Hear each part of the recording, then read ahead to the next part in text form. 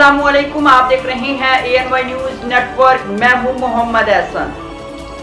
तहसील हासलपुर के मौजा हेड पल्ला के नवाही इलाके बस्ती सबूदैया के शेख रत्ता दरबार के कब्रिस्तान के मुताबिक कब्रों को जालिम मुल्ज़मान नज़र मोहम्मद वगैरह ने गिरा दिया और फसलात उगा रखी हैं। वकूअ के मुतालिक deputy commissioner Bahawalpur assistant commissioner Hasilpur को मुतअद्दिद बार दरख्वास्तें दी मगर कोई परवाह नहीं। मज़ीद तफसीलात जानते हैं हमारे सीनियर रिपोर्टर गुलाम नबी खाकी से। जी गुलाम नबी खाकी, क्या कहना है, इलाका वालों का अपडेट कीजिएगा। अस्सलाम वालेकुम जी। कुछ लोग यहाँ जमा हुए हैं जो एहतजाज कर रहे हैं, भरपूर एहतजाज कर रहे हैं, कामे बाला तक अपनी आवाज़ पहुँचाना चाहते हैं। इनसे पूछते हैं कि क्या माजरा है जी।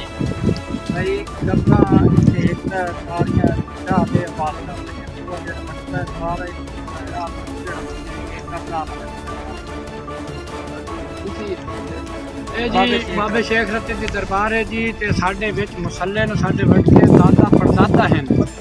32 किले रकबा है जी। ते मैं बोल रही हाँ जेड़ा ये जी अगे मैं गुजारिश अगे इन्हों की है भाई मेहरबानी करो कबरा मिलिया वेट ना करो जी। बिचू ट्रालियां बिच गोया रखते हैं, आली पा रखते हैं, लकड़ा सारियां कटा लिया ने जी।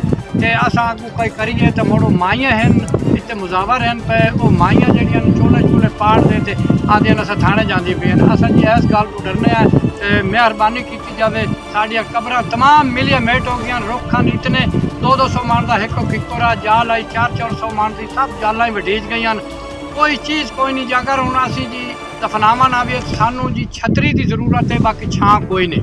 इतनी कटाई कर रही है। तो आपने कोई दरखास्त कोई कार्रवाई जी मैं आज तो पहले IC साहब को दरखास्त दी सन 2022 के चौथे महीने की 22 तरीक को जी। मेरी कोई अमल दराजी ना हुई। मुमताज अहमद वाल दलाल खां कौम भुक्त सकना बस्ती भुक्का वाला मेरे जी वडके पे ने इत्थे। मेरा दादा परदादा मेरी वालदा वालिद बिरा भतरीए सब रिश्तेदार पे ने जी। मेरी कोई अमल दराजी ना हुई।